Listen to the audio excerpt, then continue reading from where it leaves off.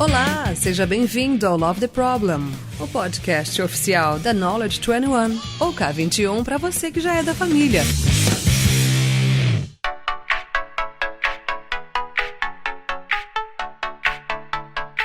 Olha só, pra esse painel, gente, que é um episódio do Love the Problem também junto, eu fiquei pensando quem que eu chamava, né? E aí eu escolhi pessoas muito especiais, muito especiais. Eu vou chamar uma a uma aqui, certo? Pra quem tá ouvindo aí o episódio, vou chamar cada pessoa por vez aqui e dizer por que ela é uma pessoa que tá convidada pra esse painel, certo? A primeira pessoa que eu vou chamar é o Davi Gabriel, da Target Teal. Davi, bem-vindo ao palco aqui do RH Agile Summit. Prazerzão te ter aqui. Obrigado, eu que agradeço o convite, o lisonjeado de estar aqui nesse evento com vocês, hein? Tamo junto. Você sabe, Davi, que há 4, 5 anos atrás, quando eu comecei a ver as primeiras coisas sobre autogestão, né? É óbvio que a gente fala sobre times autogeridos, né? Sobre equipes, sei lá, equipes Scrum que são autogeridas e coisas desse tipo, mas ainda num contexto muito local, né? Quando eu comecei a ouvir sobre autogestão funcionando em organizações menos hierarquizadas, né? Com uma distribuição de poder feita de uma forma um pouco mais consciente, foi movido por conteúdos que você estava publicando já naquela época, né? Então, para mim é uma honra estar aqui. Você me acompanha durante todos esses anos, é claro, né? Não saio do seu pé, Davi, me ajuda aqui e ali. Mas obrigado por tudo isso que você tem compartilhado, inclusive com a Target Teal, durante esse tempo todo, Davi. Valeu. Junto com o Davi, aqui, nesse nosso painel, nesse nosso episódio, na RH Agile Summit, no Love the Problem, a gente vai ter também aqui um convidado bem especial também, que é o Rodrigo Vergara. Bem-vindo ao palco, Rodrigo Vergara. Bem-vindo ao Love the Problem. Estreando no Love the Problem, né, Rodrigo? Estreando. Boa tarde. Muito bem-vindo, Rodrigo Vergara. O Rodrigo, gente, o Rodrigo eu conheci há pouco tempo. E me perguntei por que eu demorei tanto tempo para conhecê-lo. Essa foi a minha primeira pergunta. Vocês sabem que dentro desse mundo da agilidade, a gente tem comunidades, né? Ágeis. Inclusive, se você que é de RH, você ainda não conhece nenhuma comunidade ágil, começa a ter contato com essas comunidades e ver o que a galera tá fazendo na prática já há bastante tempo. Eu aprendo muito, eu devo muito do meu trabalho à comunidade. RH Agile Summit já é uma comunidade, né? Que bom, estamos aqui em comunidade. Mas a gente tem, por exemplo, o Scrum Hill, que é um evento que rola todo ano no Rio de Janeiro, que foi minha primeira comunidade dentro da agilidade. A gente tem a galera do Agile Brasil, a gente tem o Link Off São Paulo. Apareçam no Link Off São Paulo, sejam bem-vindos ao Link Off São Paulo, evento gratuito todo mês. Começa a interagir, porque vocês vão ter a oportunidade de conhecer pessoas tão boas quanto o Rodrigo, por exemplo. O Rodrigo, eu conheci ele, tá vendo? Você não esperava, né, Rodrigo? Você não esperava. Não, me pegou desprevenido, assim. Esse merchan todo. Porque eu te conheci, Rodrigo, antes de você me conhecer, porque você participou do Agile Coach Camp, facilitando algumas reflexões, né, junto com eles, que é o seu trabalho principal hoje, né? Se eu não entendo errado, além de amigo meu, você também é facilitador de grupos, né, de jogos, de atividades em grupo, e no Agile Coach Camp foi surpreendente, assim. Eu não fui no evento e todo mundo só falava do Rodrigo depois do evento, e felizmente a gente se juntou para fazer o Pontes e Elefantes, é um podcast aí que tá no ar também no Spotify, patrocinado pela K21 e pela Target Teal, né, ó, juntos nessa. Então, o Pontes e Elefantes grava eu, Rodrigo Vergara, é um prazer estar com ele sempre no Pontes. Carol Serpejante, beijo, Carol. E o Panda, também trabalha com a gente na K21, um abração, Panda. Então, Rodrigo, obrigado por estar aqui hoje para falar desse tema de autogestão, que a gente já fala bastante no Pontes, mas aqui dentro de um contexto especial de RH, né? Sensacional a gente estar falando com tanta gente ao mesmo tempo sobre isso, né? Obrigado pelo convite, cara. Pô, tamo junto. Então, sempre, assim, é o que eu tava contando, né? Quando eu falou assim, tem uma conversa aqui, vamos? Eu falei, vamos. O que é? Agora que eu confirmei que a gente vai. O que é pra fazer mesmo? Tamo aqui. O Rodrigo, ele traz umas reflexões muito profundas no Pontes, e no RH Agile Summit essas reflexões acho que vão ser sensacionais também. E pra completar essa nossa mesa, né, desse nosso painel, eu quero chamar alguém também que mora no meu coração, que é Samira Tavares. Bem-vinda ao palco, Samira Tavares. Olá, pessoal. Boa tarde. Aí, todo mundo dando boa tarde, ó. A Adri já fazendo escola em Libras, muito bom. Samira é uma pessoa, assim, é uma pessoa pessoa muito especial que eu tenho a honra de trabalhar há mais de ano na K21, e ela é alguém que ela traz uma experiência, e aí que falando com o público de RH, ela traz uma experiência de quem viveu em contextos altamente hierarquizados, posso até falar de quem sofreu em contextos altamente hierarquizados, né, Sami? De quem... Exatamente. O que é, por exemplo, passar uma gravidez, né, em um local que não é receptivo, né? O que é você ter filhos, né? O que é você parir em um local em que você tem um paradigma dominante, né? Você tem uma ideia dominante de pessoas que estão na ponta têm que ser tratadas na base da porrada, assim, e quem tá em cima pensa e coisas desse tipo. E hoje Samira vive comigo na K21, uma organização sem chefes, né? Uma organização horizontal, né? Uma organização em que a gente tenta praticar tudo isso sobre o que a gente vai falar hoje. É isso mesmo, Sami? Ou exagerei em alguns pontos? Nossa, não. A única coisa que você exagerou é na sua fofura. Ah, que lindo. Você é maravilhoso, Lula. Pessoal, tô muito feliz de estar aqui com vocês e, de fato, é muito complexo sair de um ambiente que você tem uma hierarquia totalmente engessada para trabalhar num ambiente como a K21, onde a gente é livre para ser quem a gente quiser. Então é muito legal falar sobre isso. O ponto comum entre esses dois ambientes, Sami, é que nesses dois ambientes existem pessoas que supostamente deveriam estar interessadas em cuidar das pessoas, né? Assim, nos ambientes em que isso é um pouco maquiado, às vezes eles acabam chamando as pessoas de recurso, né? Às vezes eles acabam tentando fazer a gestão como se fossem máquinas. Em ambientes em que isso já é tratado de uma forma mais consciente, como na K21, você nem de forma centralizada esse processo você tem, né? Você tem pessoas com muita habilidade nisso, mas que não necessariamente estão empacotadas dentro de um departamento, e você já percebe que eu já estou aqui falando sobre o assunto, né? Eu já comecei a dar umas pitadas, mas eu queria começar pelo começo, e aqui a gente tá, além do RH Summit, no Love the Problem, certo? Que é o podcast da K21. E no Love the Problem a gente tem a bela mania de começar pelo começo, e o começo deveria ser qual o problema que a gente está tentando resolver. E eu vou jogar essa bola pro Davi, certo? Meu mestre em autogestão. Davi, que problema a autogestão vem resolver, pelo amor de Deus? Me ajuda nessa, senão não vai ter Love the Problem, né? Senão vai ter que cancelar o episódio. Logo essa você passa pra mim, a mais difícil de todas. Não, brincadeira aí. Eu acho que assim, dentro de organizações, né, que vão para esse caminho da autogestão, a gente tem diversas motivações e diversos problemas que são vividos, né? Acho que um dos mais comuns, geralmente as organizações elas já têm clareza de que a estrutura muito centralizada, hierárquica, né, e baseada nas relações de comando, né, ela não é suficiente para resolver os problemas no mundo de hoje, né, por ter problemas em se adaptar ao contexto, né, porque essa centralização não dá conta, né. E daí eu acho que o caminho natural é buscar uma alternativa a esse modelo de gestão, essa forma, né, e o caminho que as organizações normalmente encontram é um caminho de não ter estrutura, né. Então, se eu vivia num lugar hierárquico, cheio de processos, cheio de burocracia, então eu vou para um lugar em que não tem nada disso. Joga tudo fora, né? Joga tudo fora, vamos que vamos. Descarta e começa a página em branco, né? Só que essa página em branco também começa a gerar uma série de problemas. E aí eu acho que esses problemas geralmente são a motivação para se adotar práticas de autogestão, né? Que é do tipo, eu não quero centralizar a tomada de decisão, né, numa hierarquia, numa cadeia de comando, né? Mas ao mesmo tempo eu preciso dar clareza para responsabilidades, para quem faz o quê, como as decisões são tomadas, né? Então como é que eu faço isso? Acho que o problema tem a ver com, assim, como é que se antes eu tinha uma estrutura que centralizava, que operava a partir dessa lógica da cadeia de comando, que tipo de estrutura que eu coloco num lugar que vai fazer funcionar o trabalho, mas que também não vai gerar os problemas da estrutura hierárquica. Então é tentar substituir por alguma coisa que funcione melhor, né?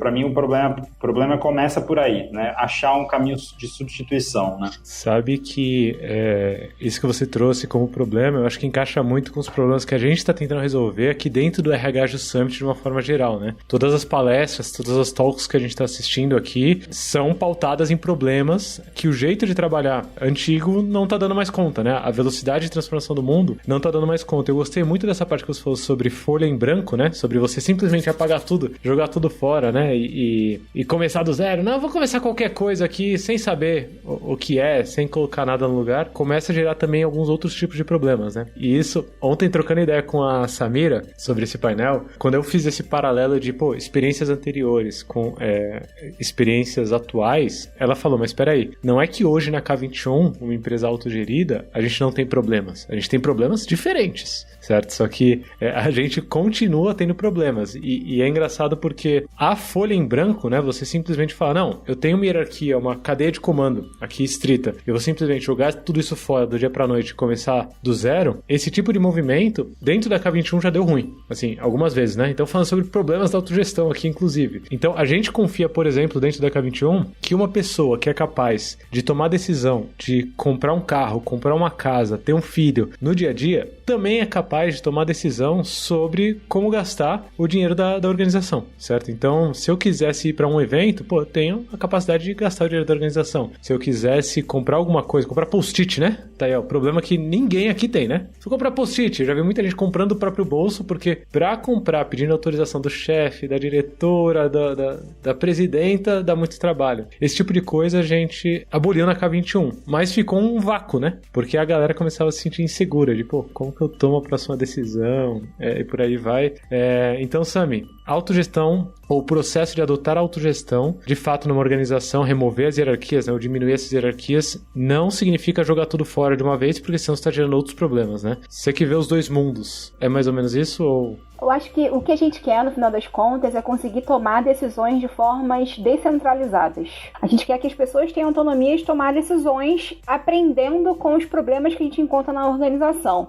No mundo anterior, né, na minha outra vida, a gente tinha que pedir autorização até pra ir beber água, sabe? Às vezes, posso fazer isso? Posso fazer aquilo? Posso ir no banheiro, sabe? Pra ir no banheiro, né? Pra ir no banheiro. A tia, né, na escola. Posso ir no banheiro? Não é isso. O que a gente quer é que a pessoa...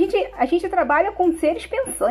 A gente trabalha com pessoas capazes de tomar qualquer tipo de decisão. O que a gente quer é que a pessoa entenda que ela tem o poder na mão de tomar essa decisão e se resguarde dos problemas que a gente vem enfrentado até hoje na organização para tomar a melhor decisão. É só isso. Então é muito menos sobre centralizar e descentralizar o poder e muito mais dar autonomia para as pessoas entenderem que elas são cérebros pensantes na nossa organização. Confiar que são pessoas, né, e não recursos, assim, alguma coisa desse Exatamente. tipo. E dentro desse assunto, acho que ainda de jogar fora e tudo mais, o Rodrigo me ensinou uma coisa que mudou o meu ano. Não sei se você sabia, Rodrigo, mas você mudou o meu ano.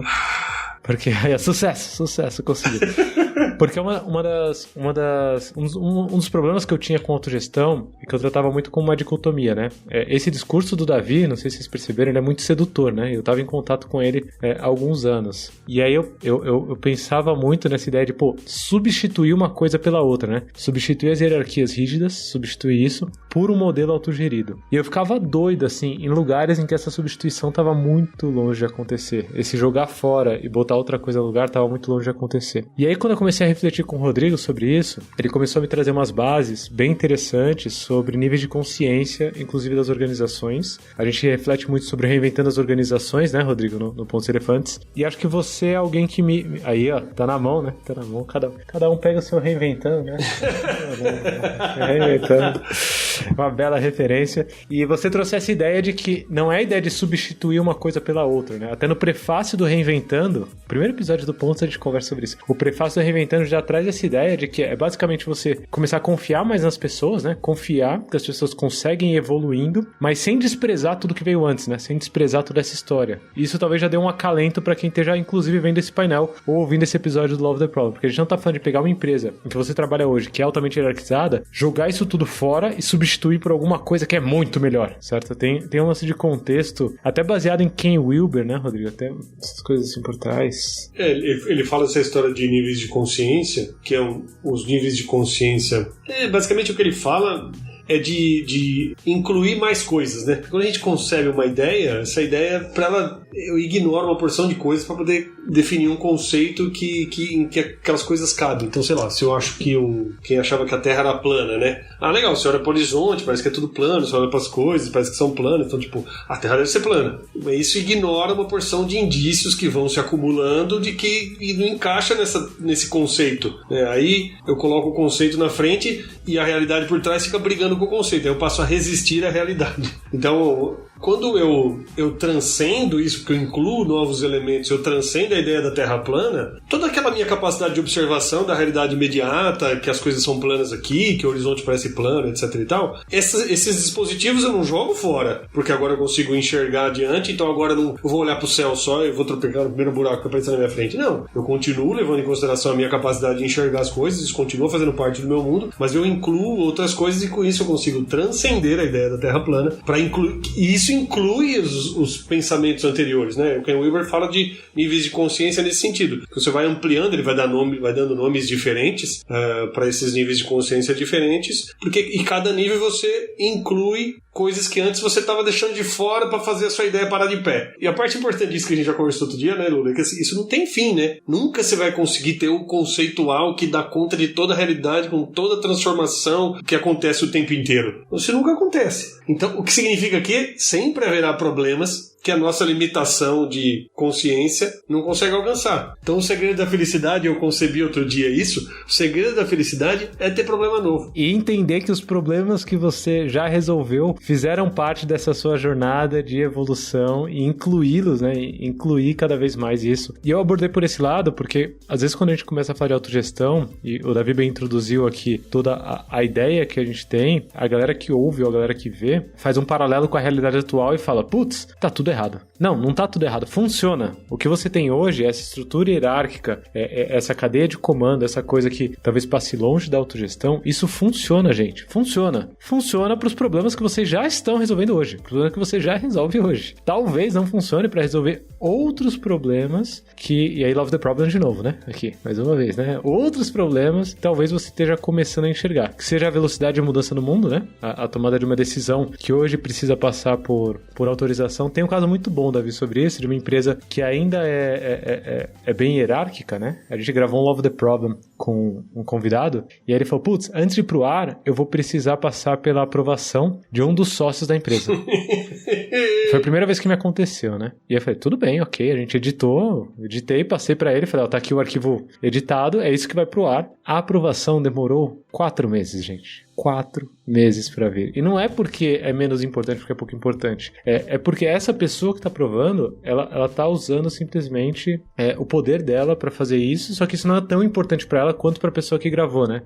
E esse caso para mim é um caso meio que crítico sobre um dos problemas, né, Davi, que a autogestão vem resolver, que é esse tempo de tomada de decisão, por falta de confiança nas pessoas, por falta de autonomia, como a Samira bem colocou, né? Ele tende a ficar cada vez maior. E aí, uma virada de cenário, né? Ou uma virada até cultural, uma virada de rumo para qual a empresa tá tentando tomar, ela fica cada vez mais difícil. Você encontra isso nas empresas. Por que as empresas que contratam K21, contratam Target 2, contratam Rodrigo, elas buscam autogestão, Davi? Tem a ver com isso ou tem a ver mais com a hype também, né? Porque também tá entrando na hype, né? Pô, tá na moda, autogestão é cool e tal. Qual que é o ponto central, assim, dos problemas principais das empresas que ainda operam nesse paradigma 100% estruturado e cadeia de comando rígida? Olha, tem as mais diversas motivações, né? Mas eu acho que essa coisa da velocidade que as coisas andam, ela costuma ser uma das mais frequentes, né? E essa velocidade não é só uma velocidade de fazer mais com menos, né? A coisa da eficiência, né? Você imagina que você já deve ter falado sobre isso no Love the Problem em algum momento. Tem um episódio que é o bate-papo sobre eficiência e eficácia, inclusive com uma galera muito boa, Rafa Albino, Carol Serpejante e Panda, uma bela composição. Fica aí a dica, hein? Ouça. Muito bom. Isso tem muito mais a ver com essa coisa da velocidade do aprendizado, né? Da eficácia, né? De você se adaptar rápido, né? E conseguir aproveitar a inteligência de todo mundo na organização, né? Acho que o grande problema que as organizações hierárquicas enfrentam hoje é que elas não aproveitam o potencial criativo que existe ali, né? Então, por ficar presos nessa lógica de aprovações e de concentração de responsabilidades, né? Que também tem os seus privilégios, como a gente já conversou, né? No final, isso prejudica, né, a organização e inibe essa capacidade das pessoas darem o seu melhor, né? Eu vejo que isso é um grande problema, né? E, assim, também falando um pouco em cima do que o Rodrigo trouxe, né, do construir em cima, né? Eu vejo também que as organizações, às vezes, quando elas vão nesse movimento de autogestão, elas tendem a negar um pouco do valor, né, do que tem de bom, né, o que saiu de legal do modelo anterior, né. Uma negação que costuma acontecer é a negação da questão da autoridade, né. Então, se a gente tinha um problema antes com a autoridade, com o poder da organização, vamos fazer de conta que o poder não existe, né, vamos deixar ele implícito, né, vamos confiar que as pessoas vão se resolver, né. Isso gera uma série de problemas também, né. Então, é um pouco de aproveitar, existe o valor também, por exemplo, na coisa do controle, né. Acho que a gente está num movimento que as organizações talvez estejam exercendo o controle demais, né, de uma forma ruim para elas, e surge aí uma polarização, né, que vem com o movimento ágil, com uma série de outras iniciativas também que buscam contrapor esse controle. Mas tem o perigo também da gente ir para o polo extremo e abrir mão do controle, que tem aspectos positivos também, né? Então, isso é importante, assim, nessa transição, tentar buscar um caminho que integre as coisas, né? E traga um pouco de tudo, assim. É que, assim, o controle, ele é uma estratégia para uma necessidade, né? Que é uma necessidade de a gente distribuir a responsabilidade. Então quando a gente pega e tira o controle, o que está subjacente não deixa de existir, né? A gente pode até tirar o controle de alguma maneira, mas assim, as responsabilidades que são uma parte inerente da autonomia, da liberdade, do poder, elas continuam existindo, né? Porque alguém decide alguma coisa e, portanto, é responsável por aquilo. Então, mesmo a questão é, eu tiro o controle e o que é que eu coloco no lugar, né? De novo, né? Não dá pra ficar nessa crise, né? O mesmo poder, né? Nessa linha que o David tá falando, mesmo o poder, ele abomina o vácuo, né? Não existe um vácuo de poder, né? Não é simplesmente você tirar, não pode mais, não, alguma coisa vai preencher isso. Se você não tentar de alguma forma controlar isso que vai preencher esse poder que você está tentando tirar, você está deixando a cargo da natureza, né? E a natureza, ela cuida bem, assim, mas ela não tem problema também, como que chama aquele deus indiano, Shiva, né? Shiva faz parte da natureza também, né? Em algum momento, a natureza pode decidir que sua organização vai morrer, né? Ou que todo esse processo que você está fazendo vai morrer. Levando um pouco para a parte prática, toda essa discussão, eu queria muito ouvir da Samira sobre essa parte de controle, essa parte de você poder tomar decisões ou não tomar decisões, até de coisas pequenas, né? Quando você chegou na K21, Sami, você sentiu isso ou não? Ou como que funciona? Tem até uma frase da Maísa que é muito bom, né? A Maísa trabalha com a gente na K21. A frase da Maísa a gente foi acostumado de um jeito que fez a gente se comportar tipo como um cachorrinho vira-lata, né? Assim, quando você entra dentro de uma organização em que você tem uma estrutura que te permite tomar algumas decisões que você não tomava antes, às vezes você não vai tomar. Também porque você está acostumado, né? Ficar ali no cantinho, tipo, não, deixa eu ficar aqui no meio e tal. Você está acostumado a pedir pra tia pra ir no banheiro, né? Tia, posso ir no banheiro? Você não vai levantar e ir no banheiro, né? Você ainda vai e fala, eu posso. E eu queria levar muito pra parte prática, porque isso tem muito a ver com o RH, né? Assim, quem tá aqui assistindo a RH Summit, ouvindo Love the Problem, acho que tá entendendo que parte de uma mudança cultural, né? Sobre essa relação de poder, sobre esse sistema descentralizado, sobre esse controle feito com base em alguma coisa que não é simplesmente uma estrutura piramidal, né? Como foi essa mudança específica para você, Sami? O que hoje você faz na K21 que, cara, sei lá, você não pensava nem fazer em outra empresa? Tem um aspecto muito interessante, gente, porque eu comecei a trabalhar nova, né? Eu comecei a trabalhar, sei lá, com 18 anos em empresas já grandes e multinacionais, e eu sempre fui acostumada a ter alguém mandando alguma coisa pra eu fazer. Olha, você tem que fazer isso, seu papel é até aqui, você vai fazer até ali. E aí eu sempre me senti tolhida, né? Porque eu acreditava que o ser humano ele é muito maior do que só fazer aquilo ali.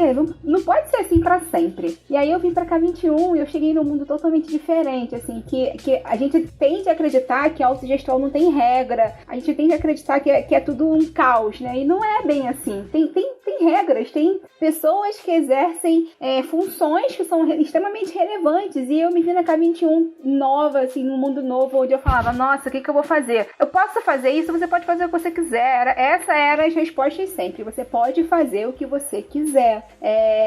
Arrisca, testa uma hipótese. E eu ficava, não posso fazer isso. O que vão achar de mim se eu fizer tal coisa? E você começa a perceber que é muita cultura daquilo que você foi aprendendo a vida toda, né? A minha vida toda, as pessoas sempre iam achar alguma coisa de mim. Na K21 isso é totalmente diferente, porque eu exerço funções onde me permitem fazer o que eu quiser. Se eu quiser hoje contratar uma pessoa pra trabalhar com a gente, vambora. Vamos namorar alguém. E a vida é assim, sabe? Eu não preciso mais pedir permissão para os deuses do Olimpo pra eu fazer alguma coisa dentro da K21. E, gente, com grandes poderes vem grandes responsabilidades, tá? É muito importante pensar nisso, que a responsabilidade em cima de uma pessoa que trabalha numa empresa que pratica autogestão fica muito maior em relação à sua cultura, né? Você tem que ter muita inteligência emocional para tomar decisão, porque você está lidando com outras pessoas, está lidando com decisões que vai mudar a vida de muita gente, não só a sua vida. Então, aprender sobre a minha inteligência emocional e sobre a forma como eu lido esses problemas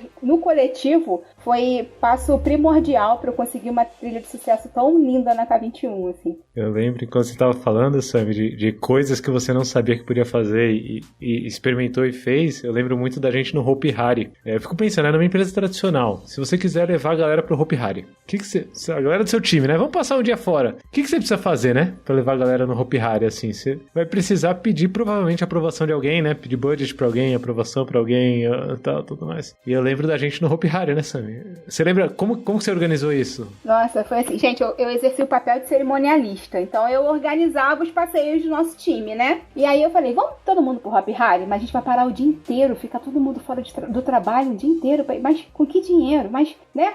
Vários mais, assim, na cabeça, né? E a gente foi pro Hopi Hari. E pra mim, o momento decisivo desse negócio todo não foi ir pro Hopi Hari. Foi chegar ao Hopi Hari, ver que tinha zilhões de filas e eu já tinha gasto o meu orçamento que você mesmo colocou? Pra esse passeio, né? Que eu mesmo coloquei na minha cabeça. Então eu vou gastar só aquilo ali daquele dinheirinho. Tudo controlado. Todos os dinheirinhos controlados. E aí a gente chegou lá e tinha filas e mais filas e mais filas. Todas as excursões do mundo, né? No Hopi Hari no mesmo dia. E aí eu comecei a ficar assim, gente, como é que a gente vai passar por essas filas? A gente não vai conseguir aproveitar brinquedo nenhum. E a Lula falou, cara, por que você não compra o passe pra todo mundo? E aí eu, mas vou gastar mais dinheiro? Não, eu já tenho meu orçamento. E aí ele, mas o que tá te impedindo? O que te impede? A gente vai se divertir, vai ser legal. Aí eu, mas... Caraca, eu não preciso pedir permissão pra ninguém, eu posso gastar esse dinheiro, eu posso levar o nosso time pra se divertir e ter um dia maravilhoso entre times, aprendendo um monte de coisa, fazendo team building, discutindo questões filosóficas super importantes, porque eu tenho esse poder. Aí a gente foi pra Disney. Podia ser também, né?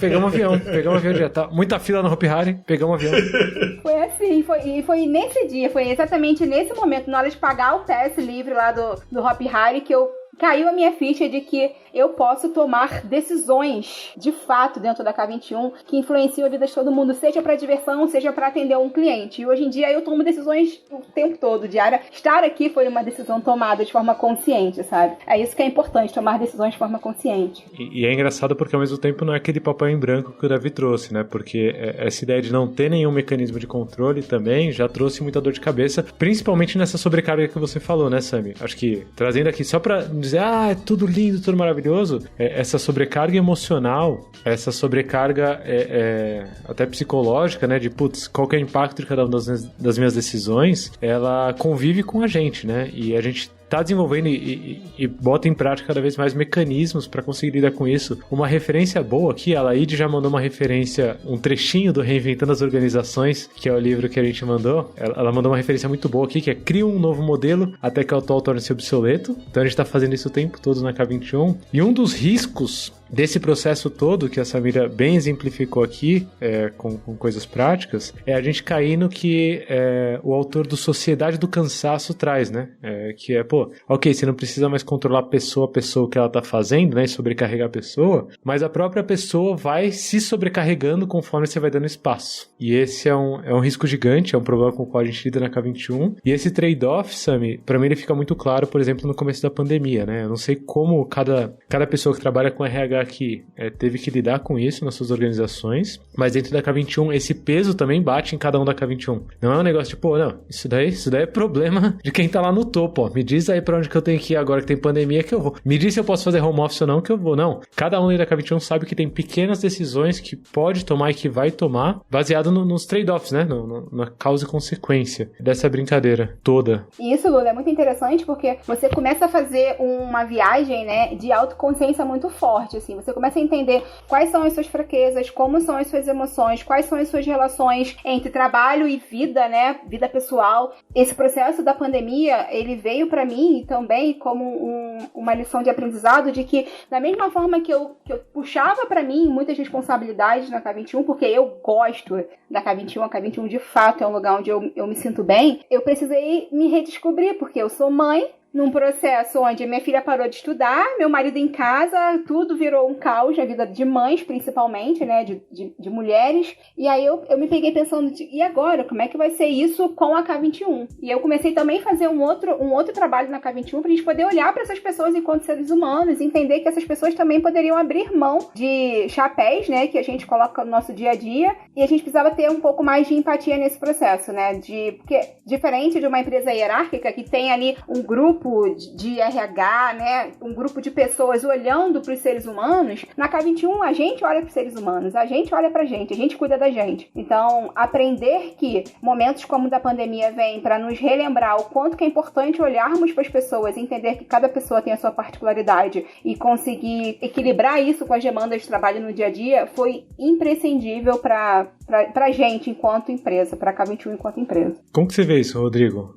Atrelado muito à evolução de consciência, inclusive, né, que você falou. A Raquel até mandou aqui, ter sempre os mesmos problemas é muito baixo astral, né, não, procura problemas novos. Como que você vê esses problemas novos surgindo nas organizações que já estão conseguindo passar por esse processo de transformação cultural, Rodrigo? Não sei nem se eu já fiz essa pergunta antes, né? Essa ideia de pressão, a pessoa se colocando pressão por conta própria, assim. É a ideia de... Quem que falou? A Raquel falando, devo contar pra vocês que quando eu cheguei, eu só pensei, alguém me devolve meu chefe. É mais fácil, né? É mais simples. Entregar pra alguém, né? Eu tenho alguém a quem eu responsabilizo pelos meus males, né? Então, e acho que isso entra um pouco nisso que você perguntou e no que a Samira falou, que é eu me responsabilizar por mim e me conhecer, né? Então eu não preciso mais que a gente... Eu preciso só de comunicações desimpedidas entre a gente, né? A gente falar daquele diagrama famoso do Paul Baran, que fala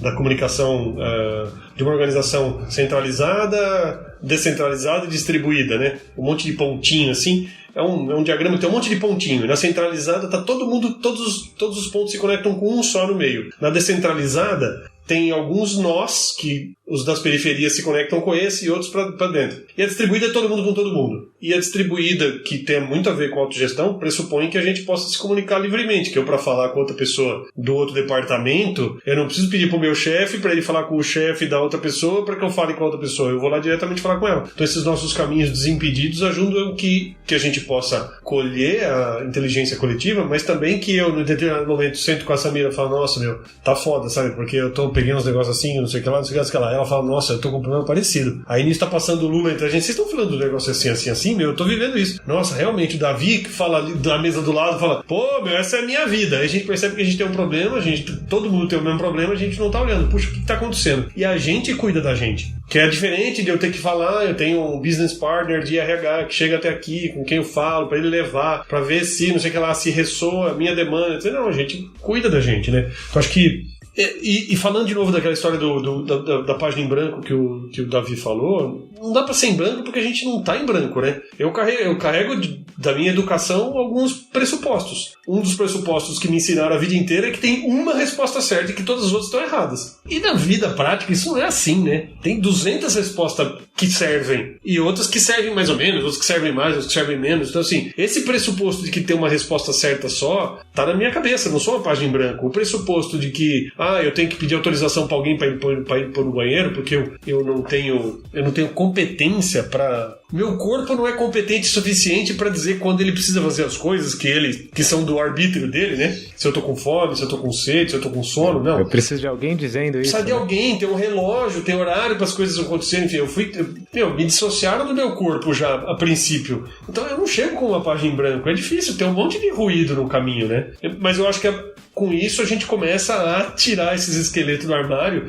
e olhar para os pressupostos, né? Para olhar, tá bom, por que eu tô querendo isso? Se eu não posso botar a culpa em ninguém, por que eu tô querendo isso aqui, né? Por que eu tô fazendo? Por que é que eu tô aqui mendigando um PES do Hopi Hari? Se ninguém, eu não posso culpar ninguém por isso, senão a mim mesma. Aí me faz olhar para eu tirar aqui né? Tira da prateleira aquele manual de regras, e eu falo, putz, essas regras talvez elas não sirvam. Enquanto que se tivesse alguém me mandando, eu ia estar aqui com o meu manual de regra intacto, né? Nunca tinha olhado para eles. Então acho que isso traz mais responsabilidade, me ajuda a conhecer a cultura na qual eu fui criado. Porque essa biblioteca toda aqui é a cultura que me foi entregue, com uma porção de pressupostos que nunca vão embora. Eu posso admitir, nunca vai terminar de limpar isso aí, né? Nem dá, né? Acho que ninguém nem quer. Tem um ponto muito interessante disso, que você começa a se descobrir o quanto que você consegue ser líder, né? Líder das coisas. E aí, conectando com esse viés de pessoas, o quanto que existem líderes nas nossas organizações que estão sendo tolhidos por esse manual de regras que a gente impõe às pessoas. Então, a gente começa a ter que aproximar as pessoas a essa autociência de você é capaz de liderar outras pessoas, independente se isso é explícito ou tácito. Vamos deixar um pouco essas regras de lado, vamos começar a construir restrições, vamos começar a olhar para isso de uma forma diferente, menos engessada. Muito bom esse ponto que você trouxe. E que assim, quando a gente olha para aquela figura do Paul Baran lá, o que você percebe, e que é uma coisa que vai se percebendo à medida em que todo mundo está se comunicando e que a gente não depende mais de grandes intermediários da comunicação, né? Porque antes a gente dependia de meios de comunicação que filtravam a informação, e hoje a gente está em contato com muito mais coisas, é que o mundo fica sem centro, né? E as melhores soluções podem partir de qualquer pessoa. E aí o cara que... Pô, quantas vezes eu não liguei num serviço de atendimento para reclamar, meu, tem um defeito de design e eu queria contribuir para vocês, eu ligo no saque para falar, eu queria contribuir para falar, tem um problema de design num determinado ponto, que assim, tá dando um puta problema, imagina que vocês tenham esse negócio recorrente, e a pessoa falar, você tem que ligar não sei onde para falar com não sei quem, conseguir. Eu falei, não, você é o saque. Nesse nó aqui eu não consigo resolver isso, né, Rodrigo? Pô, não, nesse nó aqui não dá. Eu tô falando com você, é um tesouro, eu tô te entregando um tesouro pra essa empresa. Essa empresa é capaz de ouvir isso e levar isso adiante, que tem um problema de design aqui. Eu não vou ligar pra ninguém, eu já tô fazendo demais de ligar pra você pra falar que tem. Eu sou parte da cadeia de stakeholders de vocês que ajudam vocês a fazer um trabalho melhor. Me inclui nisso e facilita meu trabalho, pelo amor de Deus. Mas não, o cara, o que ele fez? Você quer ajudar? O cara falou, não dá, você tem que ligar na ouvidoria, não sei o que lá, aqueles telefones que nunca ninguém atende. Eu falei, meu, vá. Fica esse lixo mesmo aí do jeito que tá, que eu não tô nem aí, o problema é de vocês. Não vou mais comprar nada de vocês, paciência. Você sabe, Rodrigo, que eu lembro de quando eu fiz minha primeira entrevista de emprego, assim, pra entrar numa empresa, e eu descobri, quando eu peguei o cartãozinho da moça do RH, né, era uma moça, Natália, lembro até hoje. Será que a Natália um dia vai ver essa palestra? Ó, você não sabia que eu lembrava de você. Eu peguei o cartãozinho e tava escrito psicóloga, né, no cartãozinho. E eu lembro que desde essa época eu fiquei, tipo, uns 5 anos, assim, pensando, por que tem psicólogo no RH? Tipo, o que tem a ver uma coisa com a outra, né? O que já é um feedback pro próprio RH, né? Assim, se as pessoas não entendem por que tem psicólogos no RH, talvez você não esteja deixando seu propósito enquanto RH claro. E aí quando vocês começam a falar sobre essa evolução de consciência, sobre tirar essas barreiras, né? Do tipo, pô, beleza, não tem ninguém me impedindo de fazer isso, por que eu não tô fazendo? Ou, mesmo que essa pessoa não me impedisse, eu conseguiria fazer. O que eu lembro hoje são das minhas sessões de terapia, né? Assim, o meu psicólogo fazendo, se não tivesse isso, você ia fazer mesmo? Eu falei, caraca, ele tá conectado, não tá? Olha só, mas esse processo de evolução de consciência, ele é do indivíduo, da organização, mas ele parte de coisas práticas, né? De coisas tangíveis. O que o Davi me ensinou muito é a questão de acordos, né? A chave para essa descentralização da tomada de decisão, ela talvez aconteça através de acordos. E aí o que eu quero perguntar pro Davi não é simplesmente sobre acordos, mas qual que é o primeiro passo, Davi? A gente tem 500 mil pessoas ouvindo Love the Problem aqui. Quem me dera, um dia vai ter. Mas 500 mil pessoas ouvindo Love the Problem aqui. A gente tem mais 50 milhões de pessoas vendo o RH Summit. Olha que público, hein? O que essa galera de RH, né? Essa galera que tá hoje dentro de empresas grandes, dentro de departamento de RH, ou a galera que tá lá na ponta, ou a galera que tá no topo de uma cadeia de comando, o que essa galera consegue fazer na prática, Davi, para começar a criar essa rede descentralizada, incluindo tudo isso que veio antes, né? Sendo grato a toda essa nossa história que levou a gente até aqui. Dicas práticas, como que a gente faz isso no dia a dia? Tem muitos caminhos possíveis para autogestão, né? Acho que um primeiro passo talvez seja, de fato, buscar repertório repertório, né, e ampliar um pouco o seu horizonte de práticas, né, porque, olha, é bastante difícil percorrer essa jornada sozinho, assim, sem você contar com a experiência de alguém que já fez ou alguém que teve alguma vivência, né, ou se você for fazer por conta própria, você provavelmente vai ter que estudar bastante, ir atrás, conversar com organizações que já estão nesse caminho, né, então eu acho que passa por aí, né. E depois é selecionar algum tipo de recorte dentro da organização, um time, uma área, um departamento, não sei, um escopo para você experimentar essas novas práticas, né. Eu acho que é importante que a autogestão não fique uma coisa só de discurso, né, no campo das intenções, mas que vire, de fato, processos e formas que vão buscar distribuir autoridade, né. Daí, dependendo da abordagem de autogestão que você for seguir, vão ter caminhos diferentes, né. Mas, geralmente, envolve você dar clareza, explicitar os acordos, como o Lula falou, porque o primeiro passo é você tornar claro os acordos, porque existe um processo dentro da autogestão de transferência do poder da pessoa para os acordos. Eu costumo comparar um pouco com o movimento lá da monarquia para a república, né? Em algum momento a gente viveu em regimes monárquicos onde o poder estava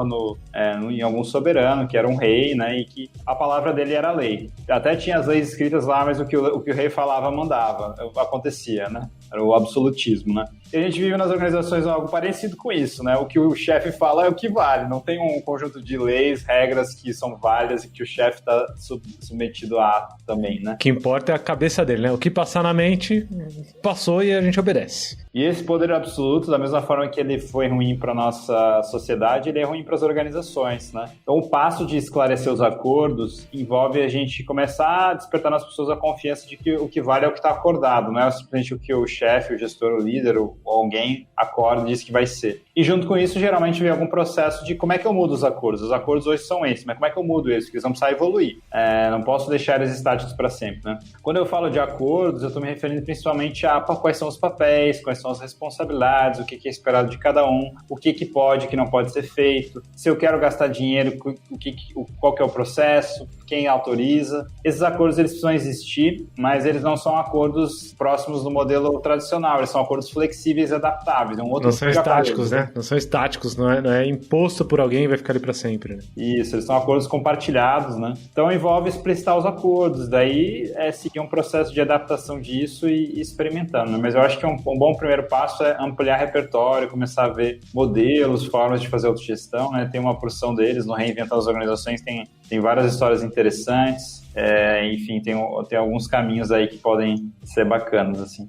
A gente dentro da K21, Davi, enquanto você ia contando, eu fui ficando feliz porque eu falei, putz, a gente tá no caminho certo, né? Assim, a nossa história, ela passou por esse momento de deixa a natureza cuidar, né? A gente confia nas pessoas, então a natureza cuida, não precisa de acordos claros. E a gente viu que isso tava gerando problemas e aí a gente começou a tentar deixar as coisas cada vez mais explícitas, mais claras para resolver os problemas que a gente tava tendo, que começa a ser problemas sociais, né? E passa por problemas de inação. A pessoa não sabe se vai ou se fica, né? Se vai ou se volta, se toma isso ou não. E a gente começou a adotar um modelo chamado Organizações Orgânicas, né? Que foi criado pela Target 2, baseado na holacracia, também com bastante base na sociocracia. Inclusive, fica a dica aqui, se você estiver ouvindo esse painel, fica a dica de você ouvir o Tillcast, o podcast da Target 2 também, que tem várias experiências sendo contadas lá. Eu participei de um episódio, contei a experiência da K21 dentro desse processo, né? E o que eu queria ressaltar disso tudo que você falou, Davi, que eu acho que é um bom primeiro passo, é você começar a fazer isso dentro de um grupo menor, né? Isola esse grupo, assim, deixa a conexão desse grupo com o resto da organização feita do jeito que já é feita hoje, e dentro desse grupo começa a experimentar. Foi o jeito que a gente começou a fazer na K21, né? A gente pegou um time ou outro time e começou a experimentar esses acordos. Hoje eu sou muito feliz porque esses acordos, eles são claros e públicos, assim. Então, eu consigo mostrar hoje o nosso famoso sapo, é o Glass Frog, que a gente usa, é uma ferramenta que a gente usa para explicitar esses acordos. Então, qualquer pessoa hoje dentro da K21 entende que tem poder para mudar algum acordo, né? Então, dá um exemplo de acordo que o Davi bem falou aqui. Dentro da K21 como um todo, a gente tem N papéis aqui, né? Que são no final acordos. O Davi falou, por exemplo, sobre dinheiro, né? Pô, dinheiro, quem cuida de dinheiro e tal. Sempre que a Samira precisar, por exemplo, tomar essa decisão, compro o passaporte ou não compro, a primeira coisa que ela pode fazer é ver se alguém que proíbe ela de tomar essa decisão, certo? A gente já parte do princípio que não, né, Samira? Dificilmente alguém vai te proibir de tomar essa decisão, mas ela consegue ter resguardo em alguém que consegue aconselhar sobre esse processo. Então a gente tem um papel aqui, por exemplo, um acordo, né? Que essas queridas pessoas aqui, ó, abraço pro Diego, pro CFC, pro Renan e pro Tiwi, essas pessoas, elas têm o propósito de gerar informações e métricas financeiras para permitir discussões relevantes. Então a Samira, ela consegue pedir conselho para um piglet, né? Para um porquinho ali.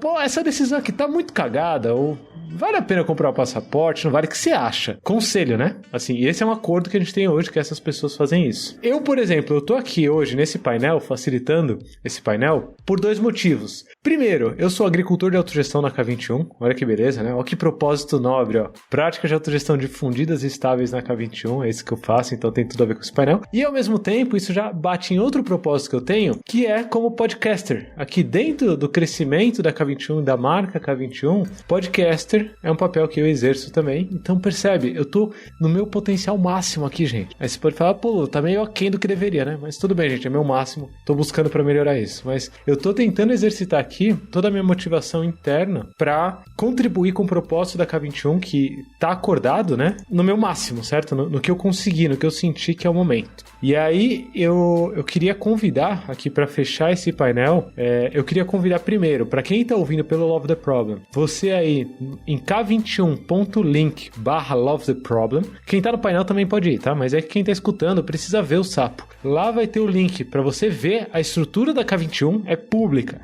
Assim. Você vai conseguir entrar e navegar pelo nosso organograma, navegar por esses acordos, certo? k21.link/Love the Problem. E eu quero convidar você também a seguir o nosso Instagram pra ter esse conteúdo de qualidade que a gente teve nessa hora que passou aqui.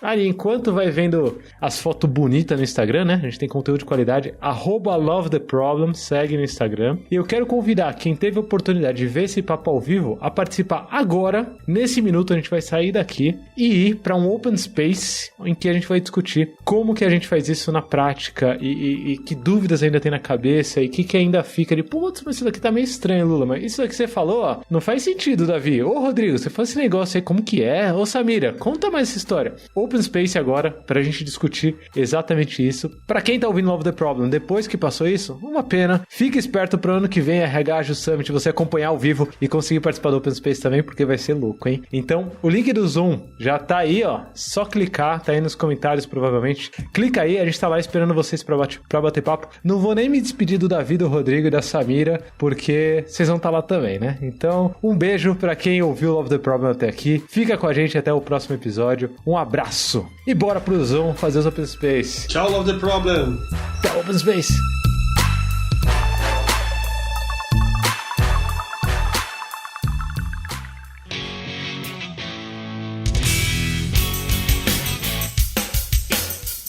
Você acabou de ouvir mais um episódio do Love the Problem. Esse podcast chega até você com o apoio da Knowledge 21. Confira mais um k21.com.br.